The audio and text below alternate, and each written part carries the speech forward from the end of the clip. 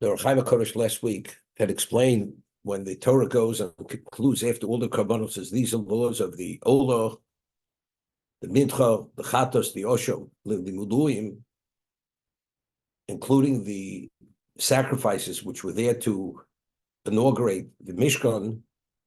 It's alluding to the study of Torah that the only way we're able to counter the machinations of the evil inclination and evil is only through the study of Torah. And ultimately, the only way the Samach Mem, it's a representation of the evil of the Satan, the only way we're able to vanquish him is only through the study of Torah. And ultimately, when the Gemara says in Sukkah at the end of time, Hashem will take the Yetzer Hara and slaughter him. What it means, and this is really the last part of the Chat Gadya, God will come and slaughter the angel of death. Because the Gemara tells us that the angel of death is the representation of all evil, which is the evil inclination, which is the basis for man to fail continuously. That's the Achilles heel which every one of us possess. That's a result of the what? Of the evil of the Eitz Hadas, of the evil inclination. And that's the cause of sin. So when we sin, the reason why it generates that level of impurity is only due to the evil of the Eitz Hadas, of the tree of knowledge, and the Satan is a manifestation of that, and is a representation of that, and we're subject to that continuously since Adam made of the Eitz Hadas, of the tree of knowledge. And he says a phenomenal principle, and this is really alluded to at the time of the Chet Meraglim, when the spies came back and they offered their false reports. They said it is a land that flows with milk and honey. It's something exceptional. But they said, but it's a land which we cannot survive. It's a land of giants. It's a land which devours its inhabitants. So Rashi over there cites the words of Chazal that every lie has to have an element of truth in it. Because if there is no truth whatsoever, the lie will not pass whatsoever. So there has to be an element of truth. If not for the element of truth, the lie will not be accepted. Wouldn't stand a chance even to begin influencing people. So there's always has to be an element of truth. She says the principle is that everything in existence, the only reason why it exists is because it has some kedusha.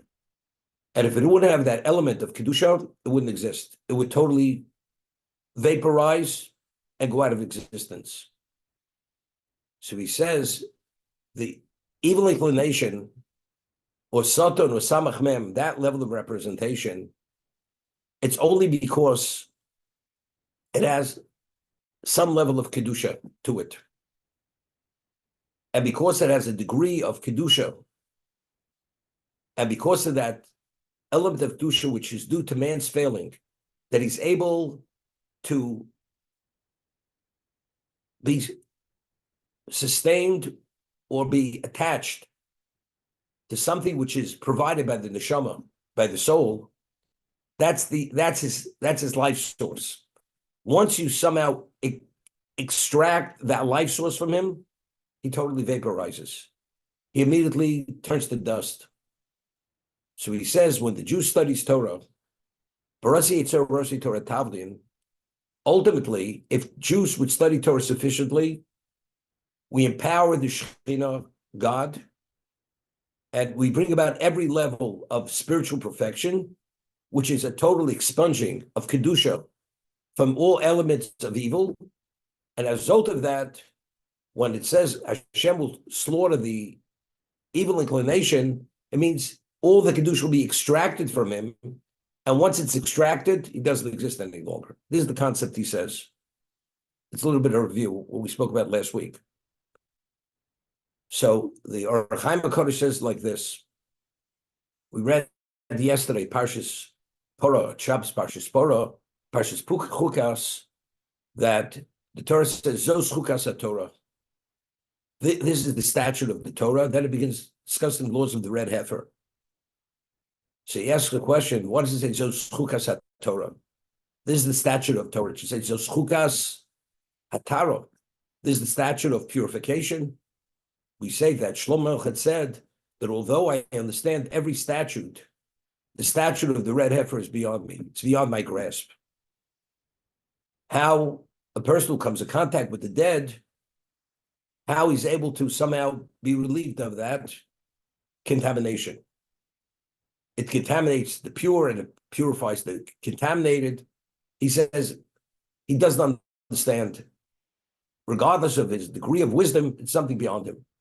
So yes, why does it say Zos Chukas Hatuma, Zos Chukas Hataro? This is the statute of purification or contamination. So he explains that until Sinai, the laws of contamination had no application to the Jew whatsoever.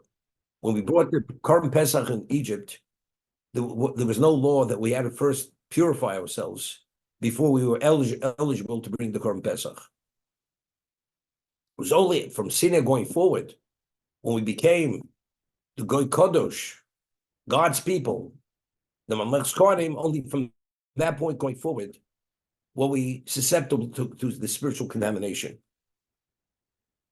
Only after Sinai does the corpse of the Jew contaminate to the degree that even if you don't come in contact with the corpse, if you're under the same roof with the corpse, you become contaminated, which is not the case with the remains of a non-Jew. This is only the remains of a Jew, only. He says, why? That was a consequence of receiving the Torah at Sinai. And he goes to explain that the basis for all impurity in existence are the nether forces, which exist in existence. And the body being the receptacle for the neshama, which is the ultimate level of kedusha, holiness in existence outside of Hashem, which Rav Chaim Volozhin explains that even the greatest angel is not able to fathom the spiritual makeup of the Jewish soul, because the Jewish soul emanates from Tachas Kisei HaKavod. It comes from under the holy throne of Hashem. And every other existence, including the angel, comes below that. So it can't fathom something which is beyond it.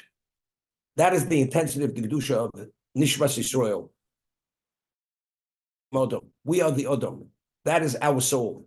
At Sinai, our neshama transitioned and expanded to a level which was its ultimate potential. When we're exposed to the Shekhinah, God attached himself to us. When the Jew dies, his body, although the soul's no longer there, there are traces of that Kedusha of the neshama which remain with the body. The nether forces, although it represents evil, for their existence, they have to be connected to Kedusha. Once the soul leaves the body is helpless. As a result of that, it's attacked. It's like leeches. Overwhelmingly, it's attacked by unlimited amounts of nether forces. Attach itself and try to sap every remnant of Kedusha which is associated with that body, being the receptacle for the neshama. But this only happened after the Torah was given at Sinai. Zos Chukas HaTorah. Due to the Torah, we have this overwhelming level of Kedusha, therefore we're attracted, all the nether forces overwhelmingly attach themselves to us. As a result of that, one doesn't even have to, and that is the source of all tumah, of all contamination. As a result of that, one doesn't even have to come in contact with the body to be contaminated. They're so overwhelming that even if you're within the same room, under the same roof, you become contaminated. That's the Orach Chaim HaKodesh. Similar concept. The only way we're able to remove that level of tumah, destroy those nether forces, is only with the ultimate level of Torah. That's Barasi Yitzhor's Torah Tavna, which is going to happen at the end of the time. So he explains, in Parshas Kedoshim, we find that if one eats pigul, one eats a carbon that was consecrated, that was fit and qualified for the Mizbeach, which is called Kedushas Mizbeach, which is the ultimate level of Kedusha. If the Kohen, when he officiates, has an improper thought, the korban is invalidated. It's called pigul. If a korban becomes noser, you're able to eat a korban only within a certain period of time. Once it reaches its expiration date time, you eat it, the liability is koris. If you eat noser, it's koris. You eat pigul, the korban with the Kohen had the improper thought, it's koris. So he asks a question. One eats rodents, which are a negative commandment. One eats nevela. One is only subject to malchus. It doesn't have that effect. But if he eats something which was the ultimate level of kedusha initially, it was a korban that was fit to be put on the mizbeach, and it became invalidated, either through the inappropriate thought of the Kohen or the expiration time. If you eat that meat, you're liable for a koris. So he asks why. So he says the same principle, that initially when the korban was fit to the mizbeach was the ultimate level of kedusha. It's called kedushas mizbeach. Now that it's become invalidated, it doesn't have that intensity of the original kedusha, but there's a remnant of that original kedusha, and therefore the nether forces attach themselves to that meat to sap whatever kedusha remains. And when you ingest that meat, you're ingesting these nether forces which destroy your soul. Koris means it causes a detachment between the Nishmas Yisrael and Hashem. That's what it is. This is the concept. As a result of that, it's the same concept. The Torah itself, the empowerment of Torah, the intensity of Kedusha, it vaporizes. It vaporizes that impurity. And the ultimate level of Kedusha, and that's the reason why Yaakov, when he fought the angel, was he able to vanquish the angel? The angel who attacked Yaakov was Sarah Shel Esav. He was the archangel of Esav. Esav represents the personification of evil. That's the counterforce to Klal Yisrael. Hakol kol Yaakov v'yadayim de Esav. The voice is the voice of Yaakov, but the hands are the hands of Esav. Meaning, the Medrash says, if the voice is not the voice of Yaakov, then the hands are the hands of Esav. Then evil has the upper hand. The only way we're able to incapacitate Esav, which has to do with vaporizing him, is only through intensity of Torah. Yaakov being the Kol Yaakov, being the representing Yaakov Ishtam Yoshev Oholim, only he was able to what? To vanquish the Esav, the angel, the archangel of Esav, and therefore he's called Yisrael. He had lorded over God, being the angel, and who's the Odom? Esav and Lavan. That he was able to overcome and survive Lavan, despite the fact that it was something which should have been an impossibility, or Esav, was only because he had that level of Torah, which is the antidote, which is the only thing which negates these nether forces and ultimately will actually cause them to no longer exist. This is the Orach Chaim HaKodesh. Actually, it's in the acrostic.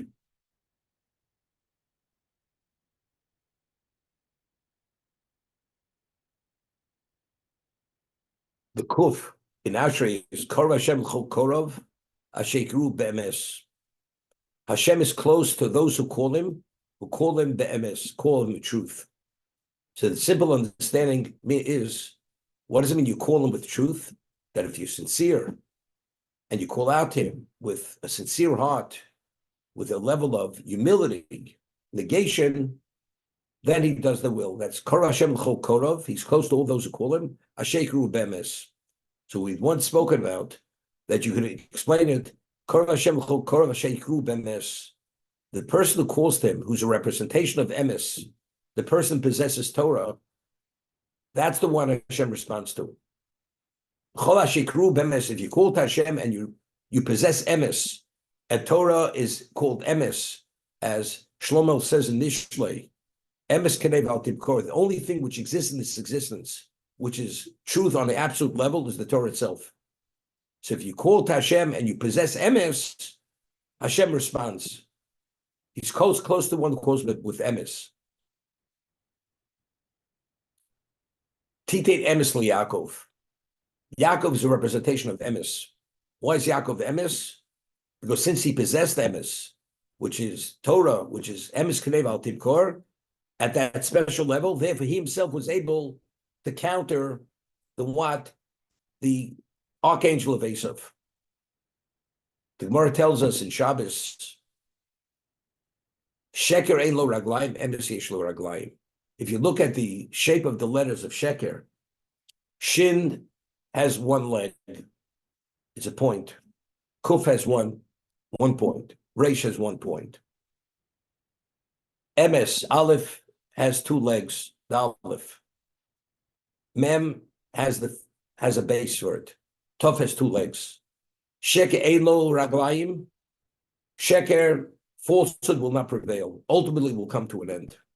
Emes Yesh Lo Raglayim. Emes ultimately will prevail.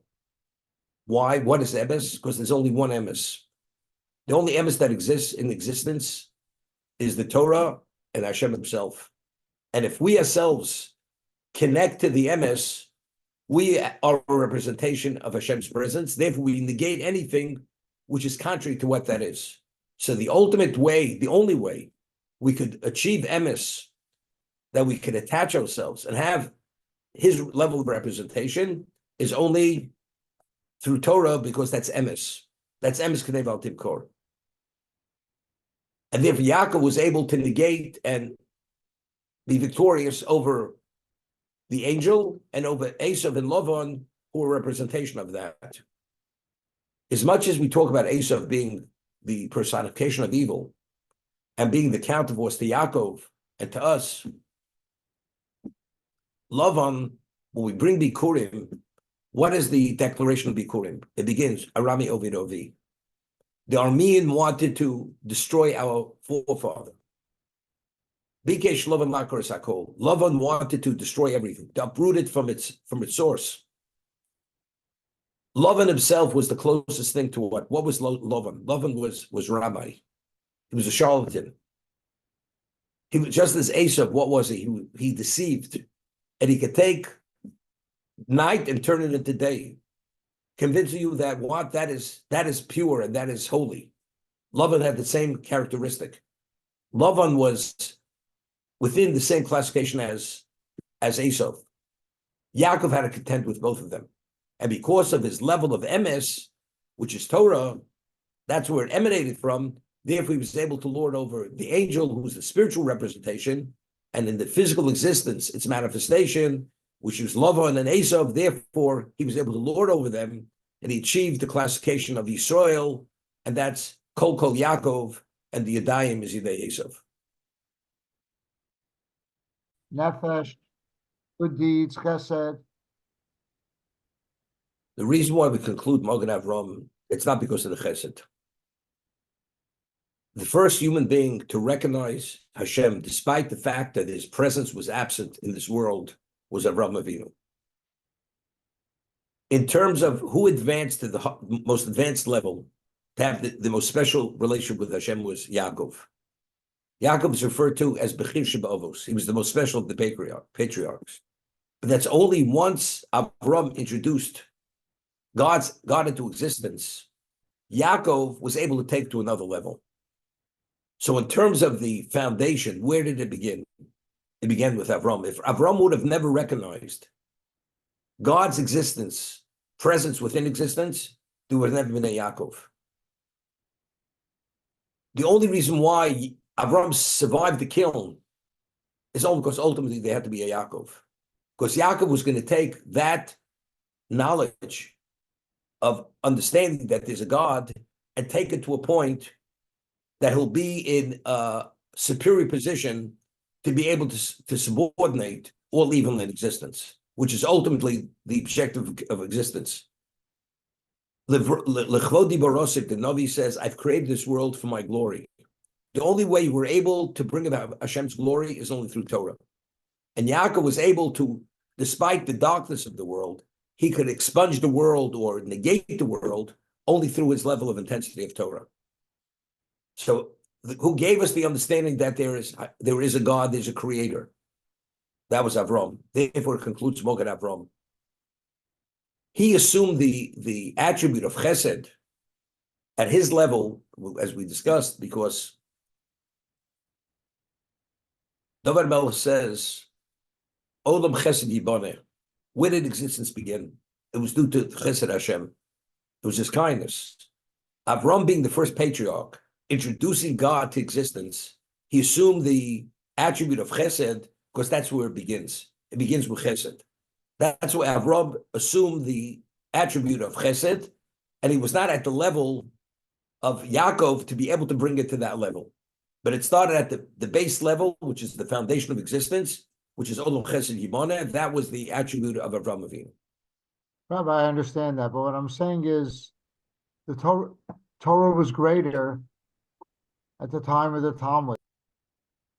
Navi says, and Chaim Voloshin expands on this, but it's based on a Gemara. The pasuk Milo Brisi Yom V'Loi L'Chuks Shemayim V'Ors Lusamti. If not for my covenant being in effect, day and night continuously, the world would not exist. And Chaim Voloshin and the Chofetz Chaim cites a Zohar, that the Zohar says that if there should be a moment in existence where the study of Torah is not in effect, at least minimally one person studying Torah, you can do all the chesed in the world. The world would revert to pre-existence. The lifeline of existence is only because we're connected through the study of Torah. It can be at the most minimal level. Today, it's not at the level that it was then. It doesn't make a difference. But as long as you have that connection, that's our lifeline. And again, although qualitatively, we have no relevance to what was at one time in the era of the Beis Hamikdash, but the Midrash says, despite that, the Torah we have today is more advanced than what they had. The Chofetz Chaim explains with a mashal, with an allegory. He says, during peacetime, if you want to advance your rank in the army, from private to sergeant to lieutenant, and ultimately you want to be general, it could take a lifetime. But during war times, when you're in battle, a person could advance his rank within 6 months. If it's wartime, if you do something very heroic, and you make a difference and you turn the tide of the war. Chofetz Chaim writes, today, we're in a forefront battle. That's where today. Time of the Beis Hamikdash weren't in the forefront battle. Therefore, then, to achieve anything, you had to be very, very special. Today, every one of us is fighting a battle. Despite the overwhelming level of evil that exists, and if we do study Torah, even though it's at a minimal level, and we have all the handicaps and all the blockages, and we're in the dark, and despite that darkness, we're still involved to be observant and be committed to the study of Torah, we achieve, Hashem values that. Therefore, every person assumes an officer rank. He's just not an ordinary private. This is the Chofetz Chaim. So therefore, although we don't have the clarity, we don't have the understanding, we don't have the breadth and depth, and we don't have that dimension of holiness, despite that, everything is dependent on us, despite our very minimal level of classification. So therefore, every Jew, whoever he is, whatever he contributes, it's something which makes a difference to the whole, and only because of that Jew, and you never know, because of that Jew, the world may exist.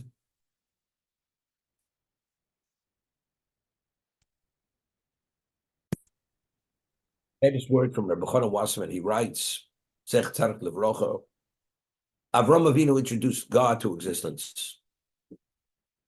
Avram was the pillar of Chesed. Yitzchak was the pillar of Avodah. He was the unblemished sacrifice, the Akedah.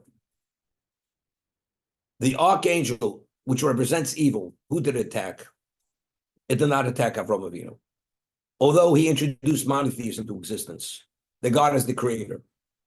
Yitzchak was the Ola Tamima, which actually is the counterforce to all prosecution against the Jewish people. That's the schus of the Akedah. That's Yitzchak.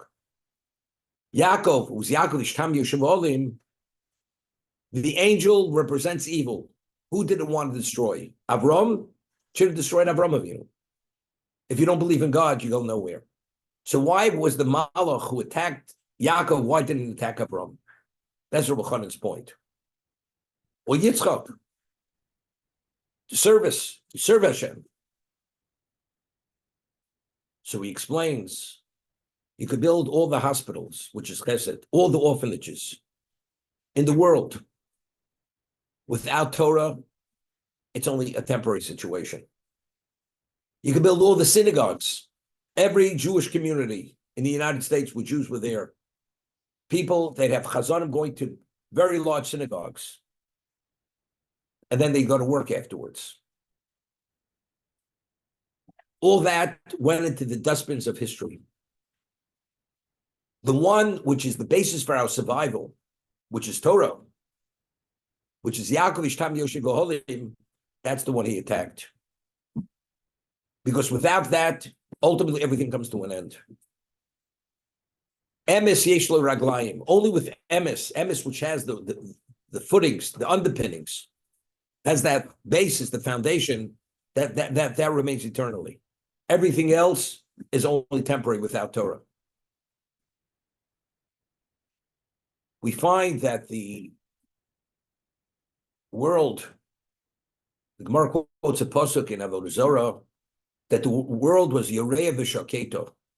Initially, the world was fearful, and then it was tranquil. What happened?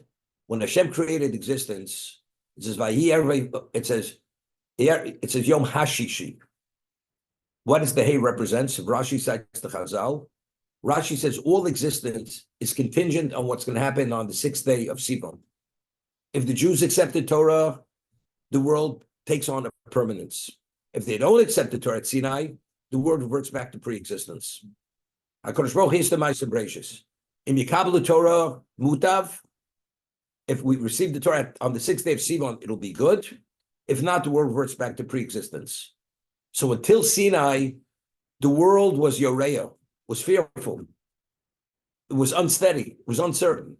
Shaketo, it became tranquil. At Sinai, when we said Nasav and Nishma. But if not for the Nasav and Nishma, the world wouldn't have continued. Nasav and Nishma is Kabbalah Torah. That's the Torah itself. That is the life source.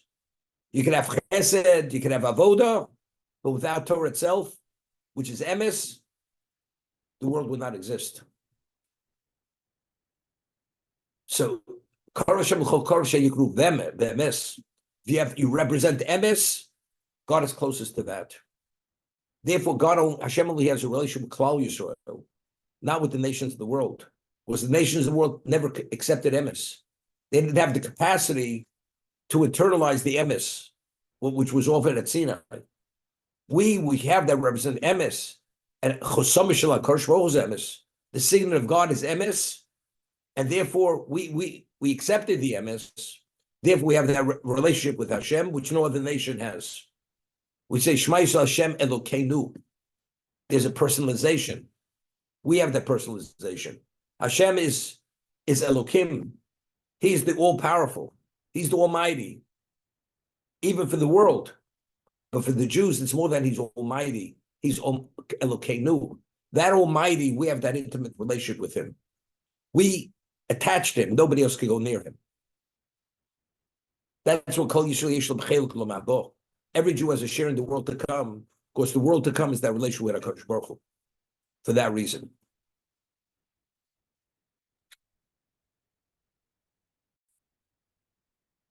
The Chazer is the representation of Esav. Because it quotes a pasuk that just as the pig appears to be a kosher species because looking at its hooves, Esav presents himself as being the representation of truth and purpose in existence, but he's not. Why? Because behind that facade, you have a personification of evil. A Talmid Chacham who is only a veneer of Kedusha, but he's not genuinely integrated with that. He's not a Talmid Chacham. Just as the Aron was Mibaisim Michutz Tetzapenu, has to be cast in gold on the inside and the outside, only then is it a repository for Torah. Identically, the Talmud Chacham, if he's fully integrated, then he's the equivalent of the Oral. That's the Gemara. It's the Gemara in Yuma. At the end of time, the Chavetz Chaim in Shmir Shlosh cites a Zohar. Shlomo Melech ends Koheles, concludes, Sov Dover Hakol Nishma. At the end of time, everything will be known. As L'kim Yiro, you should fear God. Hizeh Kol Odom. What does that mean? Sov Dover Hakol Nishma. At the end, everything will be known, will be heard. And L'kim Yiro, therefore you should fear God. Hizeh Kol Odom, because that's the totality of man. So he cites the Zohar. It's the Targum, but the Zohar says it more clearly that at the end of time, God will reveal to the world, everybody, every human being that ever existed, will know the record of every Jew, of every human being. Every record of every human being will become public knowledge. So things we did behind closed doors, things we did that we assumed looked very holy, God will reveal the true intent of that person at the end of time. Therefore, as a result of that, there's going to be a level of embarrassment that here, when people were perceived as being one thing, the truth will be come to be revealed, and therefore the level of embarrassment will be to such a degree you won't be able to deal with that level of embarrassment. Therefore, Sov Dover Hakol Nishmo. At the end of time, everything will become known. So therefore, Chavetz Chaim writes in terms of speaking Lashon Hara, if every person speaks, and he says, and he does it b'derech ramos, in a way to be this not genuine. I didn't mean it. I was only joking. I was this. It's called ramos. You present it in a way where your intent was not to really to besmirch the other person, but that was your intent, and only God knows your intent. At the end of time, everybody's intent is going to become known, and as a result of that, the level of disgrace will be something which won't be able to be tolerated by each individual. Because at the end of time, everything's emes. Emes cannot tolerate anything which is not truthful. So everything comes to the surface. And when it comes to the surface, ultimately, it'll be something that in a time of truth will not be able to be tolerated.